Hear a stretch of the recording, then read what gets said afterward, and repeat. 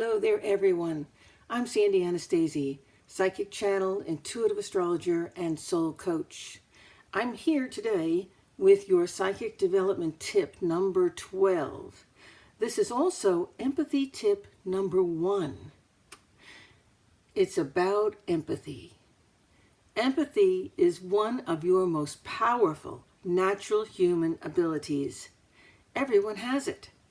Psychics work hard to develop and control empathy so well that it can become a true sixth sense for them. You could do that too. Learning to understand, trust, and interpret what you feel can give you accurate information and insight about the people in your world in a way that is almost truly astonishing.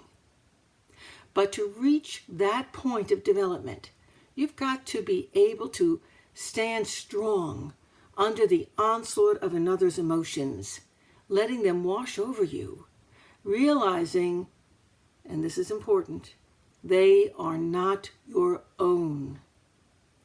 You are going to need to learn grounding and centering techniques that are going to help you to maintain the integrity of your own emotional space.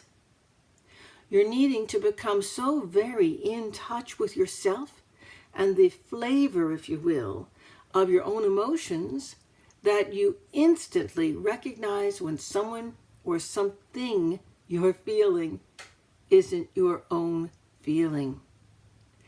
Throughout my long career teaching psychic development, I have found that most of my students came to my classes to learn how to develop and control their psychic abilities because their powerful empathy was running and often ruining their lives. It was running amok. Recognizing that they were empathic, recognizing in fact what empathy was their first step in connecting with all of their psychic abilities. For most of my students, it's taken a while to recognize and accept that they really are feeling another person's feelings. Sometimes those feelings come on so strongly that they actually feel like they're your own.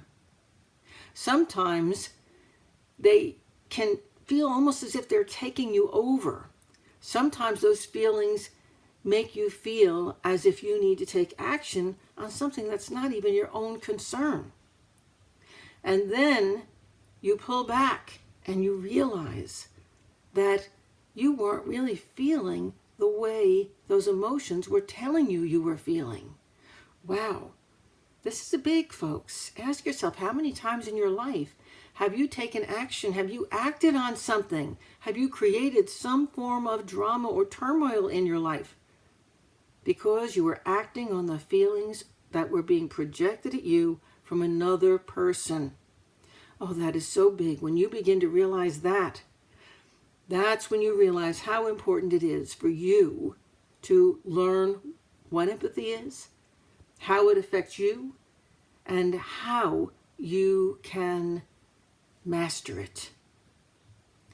Most of these students who were so empathic, for me, when they began to realize how this powerful thing called empathy is, and they recognized its effect on their own lives, well, they came to study with me in order to learn to control it, in order to block themselves from feeling the emotions of others if they chose, or to be able to interpret those feelings that they felt coming from others if that is what they chose. So you're having the control is what it's all about. But first you've got to recognize, you've got to accept and interpret the feelings that your empathy is bringing you from other people. You'll become better at everything in life. You'll communicate with others in a far better way than you do right now. You'll be a better parent, a better friend, a better lover, and you'll even begin to shine in your work.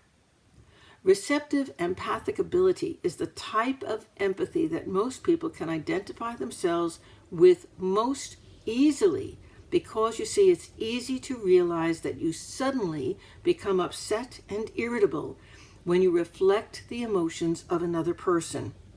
For example, when your partner or your spouse is angry about something and you begin to become angry too, before a moment's introspection reminds you the thing really isn't important to you. When you can do that, you can let it go and you can deal with real issues, not reflected issues. Projective empathy is more difficult to recognize in ourselves because projective empathy says we're generating that emotion ourselves towards another person or even people. Have you ever had a friend or family member back away from you and ask, "What are you getting so excited about?" Or, "Why are you letting this upset you so much?" when you were just giving your opinion about something? Their reaction should tell you that you weren't just giving your opinion, you were empathically projecting it at them to the point where they needed to tell you so that you would stop emotionally beating on them. Projective empathy can attack someone or it can calm them down. To be sure, it's a potential and very real weapon, and it is in use in our society as such, which is why so many of my psychic protection tips focus on empathy.